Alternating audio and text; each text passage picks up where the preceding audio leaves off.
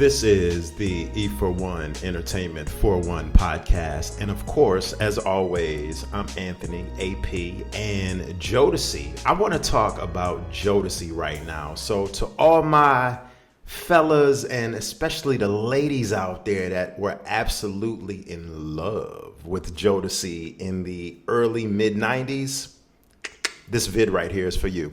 Anyway, this is the Entertainment for One podcast, as stated, and follow me on IG and X at Entertainment at E for One podcast, and like this video if you're on YouTube. Subscribe to this channel. Make sure you do that for all this good content that your boy right here, the boy, is providing for you. Listen, Jodeci. I think we all love Jodeci from, the standpoint of, as me being a fella, love their music because they just made that music that would have the ladies just get to that point. when Jodeci came out, full disclosure, I was in high school, okay? So I was not even on that wave of seduction and the art of seduction when it came to women and things of that nature. So I just listened to Jodeci music because I was a pure fan of hip hop, especially, no doubt, all kinds of music, reggae, rock, whatever, but especially, R&B. I love some good R&B, especially my 80s R&B. But the 90s, man, the 90s was awesome. We had so many dope R&B groups, whether it be Intro, whether it be Profile, whether it be Mint Condition, or I could be up here for an hour naming some of the groups of the 90s that were early 90s that were immaculate and very, very great. But Jodeci was that group. Literally, they had the look, they had the fashion, and they had that appeal that just appealed to the masses. They had the appeal for the ladies, of course, the ladies, they got all the ladies, and they appealed to the fellas because they had that fashion look. They had the boots on, the Timbs, they had the baggy jeans, and everything that defined what hip hop was in the early, sort of transition into the mid 90s, like around 95. Jodeci represented that, except they were an R&B group, and a damn good R&B group at that. Casey and JoJo could sing. On top of that, they had the production of Devontae, and Mr. Dalvin was in there too. I don't know what Mr. Dalvin did in the group besides provide backup vocals. I mean, please let me know in the comment section, what role did Mr. Dalvin play in the group besides just being that fourth member that could provide some background vocals or some dope, very dope tracks. But anyway, I digress. Shout out to Mr. Dalvin. I love you, bro. Much love. But yeah, this video is primarily about what happened to the career of Jodeci. And I always felt that as fans, we kind of got cheated, actually, because Jodeci had their first couple of albums. They had 1991's Forever My Lady, absolutely classic. No need to even talk about that album. We already know about that album. Come and Talk to Me remix. They had 1993's EP, Diary of a Mad Band, Fiendin'. Listen, when that song came out, that had all the ladies, all the young girls in high school, in my high school in 93, my sophomore year, going absolutely crazy. So I can only imagine what the older women were on back then if the younger girls were on it. But that's a whole nother topic. And then they had, that was a dope album, but then they had 1995's The Show, The After Party, and The Hotel. I went to that concert. I saw Jodeci. I remember it was a concert with Jodeci and Bad Boy. It was a Jodeci Bad Boy concert, I think it was. And Big was there, and Jodeci, or maybe it was maybe it was Jodeci and Naughty by Nature that was touring around. I can't remember, but anyway, Jodeci packed out arenas with that Show, After Party, and Hotel album. Very dope album. But then after that album, this is when the wheels fell off. Jodeci completely disappeared from the stratosphere until they came out with, I have to even look at this because I barely remember this album. Jodeci disappeared from the stratosphere until they came out with the album The Past, the Present, and the Future, and that was in 2015. So literally, Jodeci disappeared for 20 years before we got a brand new album from 1995, Show, After Party, in the Hotel. Absolutely crazy. Of course, we had Casey and JoJo do their thing, came out with some, pretty worthy solo albums, of course. But Devontae seemingly, disappeared off the scene for 20 something years. Mr. Dalvin tried his hand at a solo effort, didn't go nowhere. But what, you might wonder what happened to Jodeci. These are some of my theories about what I think happened to Jodeci. Jodeci had some beef with their label, actually, Uptown Records, around 93, 94, 95. And if you don't know about Uptown Records was the label in the early 90s. Uptown Records was Bad Boy Records before Bad Boy Records. Uptown's Records roster was absolutely crazy. The R&B and some of the hip hop, mostly R&B acts that they had at that label. But they were going through a riff with Andre Harrell. So they pretty much were on basically the riff that Jodeci had with Uptown basically caused Uptown to fully not promote some of their material. Mostly the Diary of a Madman album really didn't get promoted like how it should be because of this rift.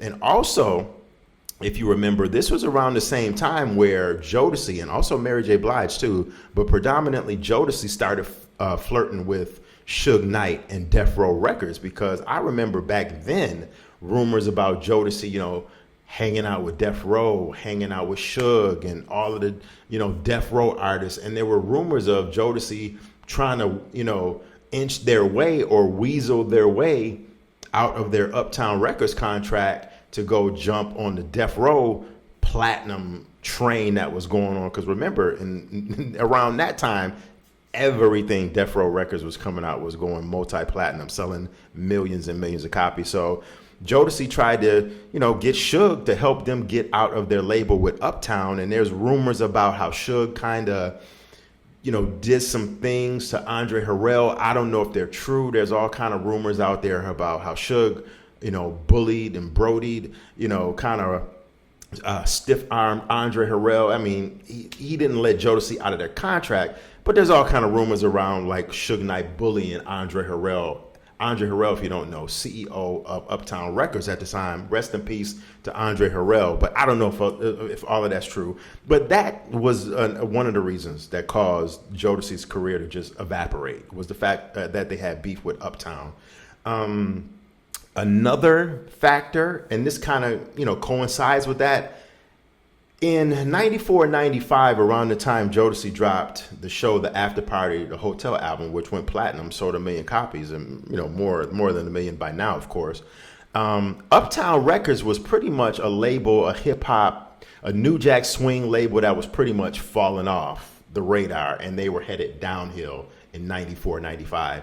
Not only because the emergence of Bad Boy Records with Sean Combs, who used to be at Uptown Records, left Uptown, got fired from Uptown by Andre Harrell, then started Bad Boy. That was another major reason too, because if Sean Combs, Puffy, would have stayed at Uptown, things would have been totally different. But he got fired from Uptown by Harrell and started Bad Boy. The story goes, we all know that. But Uptown was a fledgling a label that was just on the decline in 94 and 95. Let's just call it for what it is. Uptown was not the place to be. In 89, 90, 91, Uptown was the place to be, because that's when New Jack Swing was it. New Jack Swing was the sound. It was the fresh new sound. Everybody was loving New Jack Swing. But once that New Jack Swing era went to the wayside, like around 92, 93, and people really wasn't checking for that sound, so did Uptown. Even though Uptown still had acts like Heavy D, I think, Guy was breaking up at the time. Uptown didn't have,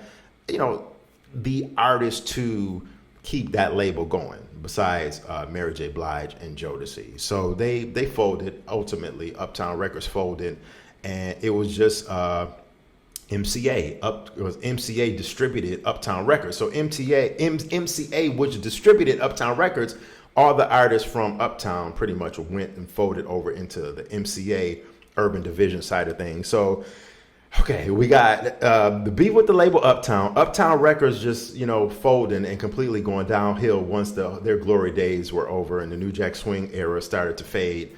Those are two major factors. Another major factor, I feel, was, of course, just the way things go with R&B groups.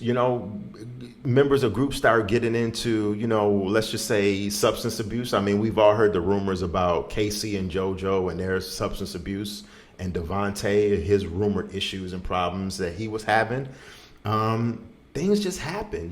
Groups are formed to break up. I mean, look what happened to New Edition. Look what happened to every single group that we loved.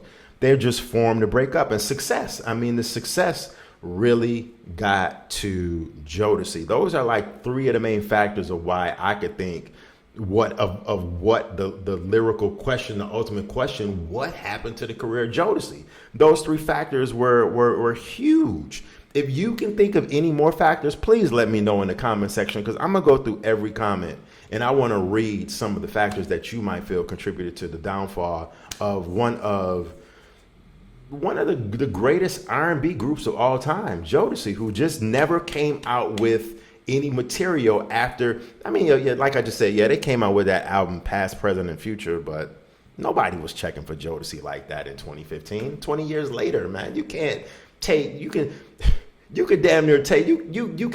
damn near take 3 years from making music nowadays, let alone 20 years, and expect that people still gonna be checking for you. And then Jodeci tried to come out with a reunion tour and all of that. Devontae still did his little production thing, but he really didn't.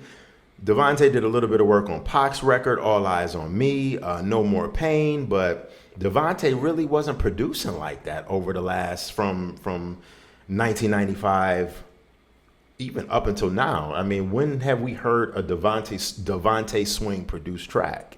Probably Jodeci's last album, 2015's Past, Present, and Future. He's listed all in the credits as a producer. But to me, Devontae, let's just call it for what it is. I think Devontae is one of the best R&B producers of all time. But he doesn't, for some reason, I have no idea why, get the credit that he deserves. Maybe because it is the lack of material after that Jodeci album, where 20 years he took off from the game. And, he came out of the whole VA camp, that whole Timberland camp and things of that nature. So he was under, Timberland's tutelage, or Devontae was, I don't want to say Timberland was under Devontae's tutelage. I mean, but they came up together in the game. That's what I'm trying to say. But Devontae doesn't get the credit he deserves for being one of the best R&B producers, especially in the 1990s. So, those are my reasons right there. Excuse me. Let me know what you think. Light up that comment section, and I will greatly appreciate it. Thank you for watching the E4One podcast. Subscribe, like, and subscribe to my other social media platforms, E4One, at E4One podcast on every platform. Peace. See you later.